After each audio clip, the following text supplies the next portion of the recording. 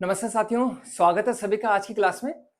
हमने देखा होगा कि जब सेकंड ग्रेड में जब हम एसएस में इकोनॉमिक्स देख रहे हैं तो इकोनॉमिक्स के आते ही सबसे पहले अगर कोई नाम आता है तो वो आ जाएगा स्फीति। तो यार मुद्रास्फीति और हमें समझ में नहीं आता है, यानी कि भाई ये सोचकर ही इकोनॉमिक्स वाले पोर्शन को छोड़ देते हैं।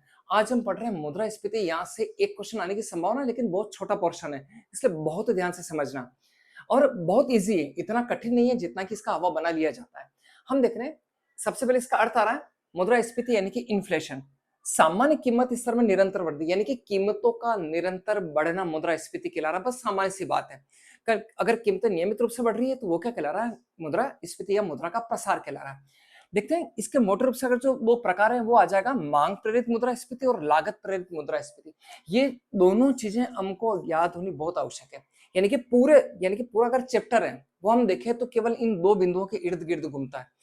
तो ये आ रहा है मांग प्रेरित मुद्रास्फीति, यानी मुद्रास्फीति आती है वो मांग प्रेरित कैसे?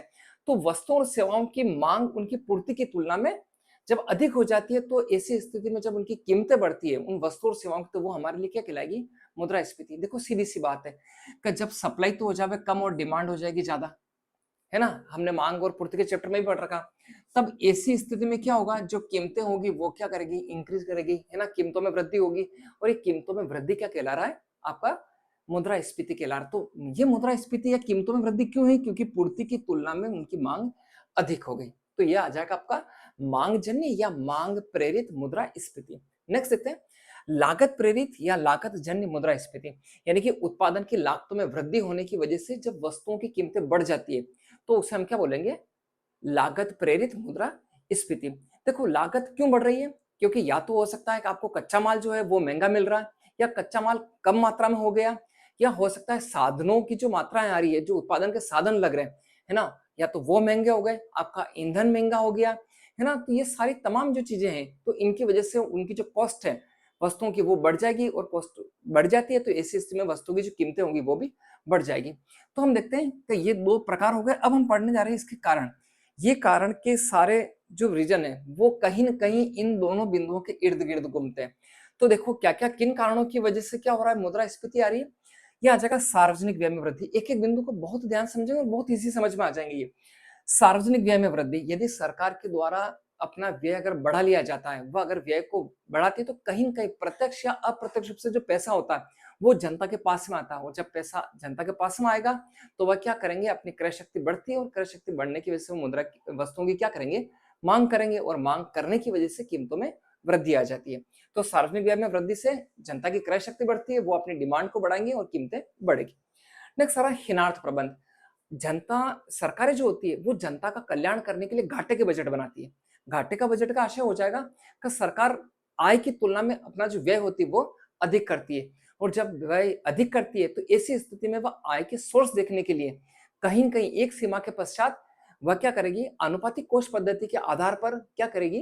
कि नोटों का निर्गमन करती है, और जब नोटों का निर्गमन करती है तो ऐसी स्थिति में क्या हो जाएगा? कि नोटों का निर्गमन करेगी, और नोटों का निर्गमन करना सरकार के लिए इसलिए जरूरी हो जाता है कि सरकार को न तो मूलधन देना है और न ही उसका ब्याज का भुगतान करना है। तो इसे ही हम क्या बोलते हैं? हिनार्थ प्रबंध बोलते हैं। तो हिनार्थ प्रबंधन की स्थिति में जब नोट मार्केट में नए आएंगे तो जनता के पास पैसा ज्यादा आएगा, और ऐसी स्थिति में कीमतों में वृद्धि होगी। नेक्स्ट आ रहा कर वंचना। कर वंचना या कर चोरी। यहाँ कर वंचना या कर चोरी का आशय सीधा सीधा केवल प्रत्यक्ष करों से है। जब सरकार के द्वारा जब टैक्स लगाया जाता है, प्रत्यक्ष कर लगाया जाता है, तब व्यक्तियों द्वारा अपनी आय का सही से ब्यौरा नहीं दिया जाता है, यानी कि कर की चोरी के भाव से वह अपनी इनकम को सही से शो नहीं करते हैं, और ऐसी स्थिति में जनता के पास पैसा बना रहता है, सरकार के पास में पैसा पहुंच नहीं पाता है, और जब पैसा रहेगा तो वह अपनी डिमांड को बढ़ाएंगे, और ऐसी स्थिति की वजह से कीमतों में वृद्धि होगी। नेक्स्ट देखते हैं अप्रत्यक्ष करों पर अधिक भरोसा। मतलब प्रत्यक्ष करों में तो चोरी हो रही है, देखो कितना बड़ा रीजन है। प्रत्यक्ष करों में चोरी हो रही है और अप्रत्यक्ष कर सरकार ज्यादा से ज्यादा लगा रही है, क्योंकि चोरी होने की संभावना नहीं होती, लेकिन इसका सीधा सा प्रभाव होता है वो जनता पर आता है, और जनता के बहुत बड़े समूह पर आता है। तो अप्रत्यक्ष करों में जब वृद्धि की जाती है, अप्रत्यक्ष करों पर अधिक अगर भरोसा किया जाता है, तब ऐसी स्थिति में वस्तुओं की जो कीमतें होती है वो बढ़ जाती है। और जैसे कि हम देखते हैं जीएसटी है ना, गुड एंड सर्विस टैक्स है, तो जीएसटी के ऊपर फोकस किया जा रहा है, प्रत्यक्ष करों की चोरी को अपन नहीं रोक रहे हैं। तो ऐसी स्थिति में दोनों ही कारणों की वजह से कीमतों में बहुत ज्यादा मात्रा में वृद्धि होती है। फिर आ रहा अनिवार्य वस्तुओं की जमाखोरी। यदि अनिवार्य वस्तुएं, जो बेसिक चीजें हैं, उनके ऊपर अगर जमाखोरी या कालाबाजारी अगर हो रही है, तो ऐसी स्थिति में यानी कि माल का एक बहुत बड़ा स्टॉक, है ना, स्टॉक कर लिया जाता है। ऐसी स्थिति में एक सीमा के बाद उनकी एक कृत्रिम जो कमी है वो मार्केट में पैदा कर दी जाती है, जिनकी वजह से उनकी कीमतें बढ़ जाती है। फिर नेक्स्ट आ रहा है काले धन में वृद्धि। वर्तमान में देखते हैं कि काले धन में यानी कि नकली नोटों का प्रवाह यदि अगर अर्थव्यवस्था के अंदर होता है, तब ऐसी स्थिति में जितना सरकार या केंद्रीय बैंक सोचता है उससे ज्यादा पैसा अगर मार्केट में रहता है, तो ऐसी स्थिति में जो पैसा मार्केट में रहेगा यानी कि जनता की क्रय शक्ति को बढ़ाएगा और उसकी वजह से मांग में वृद्धि होगी। नेक्स्ट आ रहा तेल के मूल्यों में वृद्धि, है ना, ये तो ज्वलंत उदाहरण है और वर्तमान में वैश्विक जो स्थिति है वो अभी हमको यहाँ देखने को मिल रही है। तेल के मूल्य में वृद्धि होती है, जैसा कि वैश्विक संगठन हम देख रहे हैं कि अमेरिका और जो ईरान के बीच में युद्ध के जो हालात है, इनको देखते हुए ये लग गया है कि तेल के मूल्यों में निरंतर वृद्धि हो रही है, क्योंकि तेल की सप्लाई कुछ एक देशों या खाड़ी देशों के द्वारा की जाती है। तब ऐसी स्थिति में यदि तेल की सप्लाई अगर नहीं होती है, तो सारी की सारी वस्तुओं का निर्माण प्रत्यक्ष या अप्रत्यक्ष रूप से, है ना, तेल के ऊपर निर्भर करता है। और जब ऐसी स्थिति आती है, तब उनकी जो कीमतें हैं वो स्वतः ही बढ़ने लगती है, जैसा कि वर्तमान में हम हमारे देश में भी देख रहे हैं। फिर आ रहा है युद्धकालीन व्यय में वृद्धि। यदि अगर देश युद्धकालीन हालातों से अगर गुजर रहा होता है, तब ऐसी स्थिति में सरकार का जो अधिकांश पैसा होता है वो युद्ध के ऊपर, आयुध पर, या फिर उनकी जो परिस्थितियां होती है उनके ऊपर खर्च किया जाता है। यानी कि जो उत्पादक गतिविधियों उनके ऊपर पैसा कम खर्च होता है। अर्थव्यवस्था में या किसी भी देश में क्या होगा कि जो नॉर्मली वस्तुएं होगी, है ना, उनकी पूर्ति कम हो जाती है और इसी स्थिति में वस्तुओं की जो कीमतें होती है वो स्वतः ही बढ़ने लगती है। तो ये सारे के सारे कारण थे। इनमें कुछ एक कारण और अपन ऐड कर सकते हैं, जैसे कि लागत पर मैं आपको बताया था कि अ, हम देखते हैं कि यदि अगर कच्ची जो सामग्री आ रही है ना, जो आपका रॉ मटेरियल आ रहा है वस्तुओं को बनाने के लिए, अगर उसकी कीमतों में वृद्धि हो जावे, है ना, या हो सकता है कि उसकी सप्लाई बहुत कम हो जावे, उत्पादन के जो साधन है ना, वो उन साधनों का महंगा होना हो जावे, तो ये ईंधन का जो ईंधन यूज किया जा रहा है वो इलेक्ट्रिसिटी के रूप में भी हो सकता है, वो तेल के रूप में भी हो सकता है। तो अगर इनकी वृद्धि हो जाती है तो ऐसी स्थिति में भी क्या हो जाएगी, कीमतें बढ़ेगी। तो ये सारे के सारे बिंदु कहीं ना कहीं, है ना, इन दोनों जो बिंदु आ रहे हैं इनके इर्द गिर्द घूमते हैं। तो मुझे उम्मीद है ये बिल्कुल अच्छे से समझ में आया होगा, है ना। मुद्रास्फीति का अर्थ मोटर से दो कारण ध्यान रखें, बहुत इंपॉर्टेंट है ये, है ना। और फिर आ जाएंगे इनके कारण, तो ये हो जाएंगे कारण। अब हम नेक्स्ट देखेंगे, अब हम पढ़ रहे थे मुद्रास्फीति पर नियंत्रण, यानी कि मुद्रास्फीति को किस प्रकार से नियंत्रित किया जा सकता है। अब नियंत्रित करने का मतलब सीधा सा हो जाएगा कि हमें क्या करना है कि मुद्रा की मात्रा जो अर्थव्यवस्था में उसको किस प्रकार से नियंत्रित करें। तो ये आ जाएगा, सबसे पहले देखते हैं मोटर रूप से इसके जो दो उपाय आ जाएंगे, एक तो मौद्रिक उपाय और एक आ जाएगा राजकोषीय उपाय। मौद्रिक उपाय वो आरबीआई यानी कि केंद्रीय बैंक द्वारा किए जाते हैं, और जो राजकोषीय उपाय होंगे वो सरकार के द्वारा किए जाएंगे। तो अब क्या क्या उपाय किए जा सकते हैं। हमने पुरानी वाली क्लास में जब व्यापारिक बैंक और केंद्रीय बैंक के जब कार्य पढ़े थे, उसमें हमने साख नियंत्रण की विधियां पढ़ी थी। वो साख नियंत्रण की विधियां ही है ना, यानी कि वो क्या आ जाएंगे, मात्रात्मक और गुणात्मक उपाय आ जाएंगे। जैसा कि हमने पढ़ा था, बैंक दर, सीआरआर, है ना, आरक्षित जमा अनुपात, फिर आ रहा वैधानिक तरलता अनुपात, और फिर आ रहा खुले बाजार की क्रियाएं। तो हमने ये इन तीन चीजों को बहुत अच्छे से पढ़ा था, और उन्होंने ये लिए बात बताई थी कि यदि इसका अनुपात, ये दोनों अनुपात या बैंक दर को यदि अगर बढ़ा दिया जाता है, तो जो साख का क्या होता है, नियंत्रण होता है, यानी कि साख का संकुचन होता है। तो केंद्रीय बैंक क्या कर सकता है, वह बैंक दर की राशि को बढ़ा सकता है, जिससे ब्याज दर बढ़ेगी, जनता के पास पैसा कम जाएगा। वह सीआरआर को बढ़ा सकता है, यानी कि जो आरक्षित जमा अनुपात है उसकी राशि को बढ़ा सकता है। वह जो वैधानिक तरलता अनुपात वह उसे बढ़ा सकता है। तो ऐसा करके साख का नियंत्रण किया जा सकता है। इनके बारे में हमने बहुत डीपली व्यापारिक बैंक और केंद्रीय बैंक के कार्य वाले चैप्टर में पढ़ा था। और फिर खुले बाजार क्रिया, तो खुले बाजार के क्रियाओं के माध्यम से भी साख का नियंत्रण करता है। फिर वह गुणात्मक उपायों को भी अपना सकता है, यानी कि चयनात्मक साख नियंत्रण कर सकता है, साख की राशनिंग कर सकता है, नैतिक दबाव बना सकता है, प्रत्यक्ष कार्रवाई कर सकता है, वह इस चीज के लिए प्रचार प्रसार का सहारा ले सकता है। तो ये वो बिंदु है जो क्या कर सकता है, अपने गुणात्मक उपायों में जो आरबीआई वो शामिल करता है। सरकार क्या क्या प्रयास कर सकती है, तो सरकार के प्रयासों में देखें, प्रत्यक्ष करों में वृद्धि। यदि सरकार प्रत्यक्ष कर लगाती है तो ऐसी स्थिति में जो बहुत बड़ी जो राशि है वो सरकार के पास में आती है। तो प्रत्यक्ष करों में वृद्धि कर सकते हैं, या जिसकी होने वाली जो चोरी है हम उसको रोक सकते हैं। देखो, प्रगतिशील करों के साथ साथ में एक शब्द आ रहा है प्रगतिशील करारोपण, ये बहुत इंपॉर्टेंट है ना। क्वेश्चन कभी ये भी आ सकता है कि यदि अगर देश के अंदर मुद्रास्फीति की स्थिति है, तो ऐसी स्थिति में सरकार किस प्रकार के जो करारोपण को सहारा लेगी, किस प्रकार के करारोपण का सहारा लेगी ना प्रत्यक्ष करों में विशेष करके, तो वो आ जाएगा प्रगतिशील कर।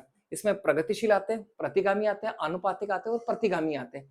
तो आपको ये बात ध्यान रखना, प्रगतिशील प्रगतिशील करारोपण का आशय ही हो जाएगा कि जब आय का स्तर बढ़ने के साथ साथ जब कर की दर भी बढ़ती है, तब उसे हम क्या बोलते हैं, प्रगतिशील करारोपण बोलते हैं।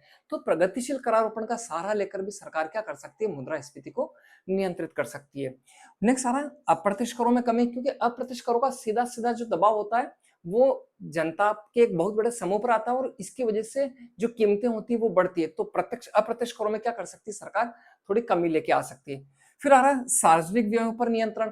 अगर सार्वजनिक व्यय में सरकार के द्वारा वृद्धि की जाती है, तो जैसा कि हमने बताया था कि इसका एक बहुत बड़ा कारण भी है। तो सार्वजनिक व्यय जब सरकार के द्वारा किए जाते हैं, तो ऐसी स्थिति में एक बहुत बड़ी जो राशि होती है प्रत्यक्ष अप्रत्यक्ष रूप से जनता के पास पहुंचती है और ऐसी स्थिति में उनकी क्रय शक्ति को बढ़ाती है और वह अपनी मांग को बढ़ाएगी और इसका जो परिणाम होगा वो मुद्रास्फीति आएगा। तो सरकार अपने जो अनर्गल व्यय है, सार्वजनिक व्यय है, उन पर नियंत्रण करके भी क्या कर सकती है, मुद्रास्फीति को नियंत्रित कर सकती है। तो ये हमने देखा था कि मुद्रास्फीति पर नियंत्रण के उपाय, मौद्रिक उपाय या मौद्रिक नीति के उपाय भी कह सकते हैं, जिसे आरबीआई जारी करता है या आरबीआई करता है, और एक आता है राजकोषीय उपाय जिसे सरकार के द्वारा जो प्रयास किए जाते हैं वो प्रयास इसके अंदर शामिल होते हैं। नेक्स्ट हम पढ़ने जा रहे हैं, अब हम पढ़ रहे हैं मुद्रास्फीति के प्रभाव। हमने देखा है कि कारण है, अब जब कीमतें बढ़ रही है तो इनका किस किस आय वर्ग के ऊपर या ऋणी या ऋणदाता के ऊपर क्या क्या प्रभाव पड़ेगा, ये हम देखेंगे। सबसे पहला रहा उत्पादक वर्ग। जो उत्पादक वर्ग होता है, लागतें बढ़ रही, कीमतें बढ़ रही है, लेकिन इनको कहीं न कहीं निवेश से प्रोत्साहन मिलता है ना, और इनका जो प्रॉफिट होता है वो और ज्यादा बढ़ता है, तो इसकी वजह से उत्पादक वर्ग होता है उसको लाभ होता है। फिर नेक्स्ट आता है ऋणी। ऋणी को लाभ होता है और ऋणदाता को क्या होती है, हानि होती है। ऋणी को लाभ क्यों होता है, सबसे पहले समझे क्रय शक्ति क्या होती है। क्रय शक्ति का मतलब होता है जो पैसा है आपके पास में, उससे आप कितनी वस्तुओं की मात्राओं को खरीद सकते हैं। तो जब ऋणी ने पैसे उधार लिए थे, यानी कि अब मैं एक उदाहरण लेकर 10,000 रुपए अगर मान लो किसी व्यक्ति ने उधार लिए, तब ऐसी स्थिति में 10,000 में उसने जो वस्तुएं खरीदी और अब 5 साल बाद जब रिटर्न कर रहा है, 3 साल बाद जब रिटर्न कर रहा है, तो ऐसी स्थिति में कीमतें क्या हो गई, बहुत बढ़ गई। और कीमतें बढ़ने की वजह से वर्तमान में जो उसके 10,000 रुपए की जो वैल्यू हो जाती है वो क्या हो जाती है, कम हो जाती है, क्योंकि 10,000 रुपए में अब जो वस्तु आएगी वो क्या आएगी, कम आएगी। तब ऐसी स्थिति में जब इसने पैसा लिया ऋणी ने, तब उसकी क्रय शक्ति ज्यादा थी, तो इसको क्या हुआ, लाभ हुआ। और जब पैसा लौटाया गया तो उसकी वैल्यू कम हो गई, इसका मतलब ऋणदाता को क्या हुई, हानि हुई, है ना। ये बहुत इंपॉर्टेंट क्वेश्चन है, यहां से क्वेश्चन आता है। फिर आ रहा निश्चित आय वर्ग, यहां से भी क्वेश्चन आता है, निश्चित आय वर्ग को क्या होगी, हानि होगी, क्योंकि एक निश्चित आय है और जब कीमतें बढ़ गई तो वो अपनी ही आय से अब क्या कर सकता है, कम वस्तुओं का क्रय कर सकता है। तो ऐसी स्थिति में निश्चित आय वर्ग को भी क्या होती है, हानि होती है। ये इंपॉर्टेंट क्वेश्चन है, यहां से क्वेश्चन पूछे जाते हैं। फिर नेक्स्ट देखते हैं, यहां से भी क्वेश्चन पूछा जाता है, ये बहुत इंपॉर्टेंट है। इस पूरे वाले स्फीति वाला जो अपने भाग पढ़ा है, इसमें सबसे ज्यादा अगर इंपॉर्टेंट क्वेश्चन तो उसके प्रभाव और ये यहां से आते हैं। और एक आएगा मांग जनित और जो लागत जनित जो मुद्रास्फीति आ रही, वहां से भी क्वेश्चन। तो देखो अब स्फीति क्या है, सरकार के द्वारा या आरबीआई के द्वारा कुछ ऐसे प्रयास किए जाते हैं कि जिसकी वजह से मुद्रास्फीति का जो प्रभाव है वह कम हो जाए, यानी कि कीमत स्तर में क्या आ जाए, कमी आ जाए, उसे हम क्या बोलते हैं, अविस्फीति कहते हैं। ये आ रहा है अर्थव्यवस्था में मुद्रास्फीति पर नियंत्रण लगाने के लिए जो प्रयास किए जाते हैं, जिसके फलस्वरूप कीमत स्तर में कमी आती है, उसे हम क्या कह सकते हैं, अविस्फीति। देखो यहाँ ध्यान रखना, हो सकता है आप कंफ्यूज हो जाए, अविस्फीति है, अपस्फीति भी आता है, जिसे मुद्रा संकुचन भी कहते हैं। तो आप ध्यान रखना, मुद्रास्फीति इंग्लिश में थोड़ा सा ध्यान रखना, ये इन्फ्लेशन आ रहा है और ये आ जाएगा आपका डिसइन्फ्लेशन, यानी कि ऐसे उपाय है ना जो मुद्रास्फीति के वेग को कम करते हैं, उसके प्रसार को कम करते हैं, तो वो आपका क्या कहलाएगा, डिसइन्फ्लेशन, यानी कि अविस्फीति। तो ये साथियों मुझे पूरी उम्मीद है, जो स्फीति वाला चैप्टर है बहुत छोटा चैप्टर था, एक क्वेश्चन आने की संभावना है, बहुत ध्यान समझे, और मुझे लग रहा है कि आज की जो क्लास है वो इस मामले में आपकी बहुत अच्छी मदद करेगी। धन्यवाद।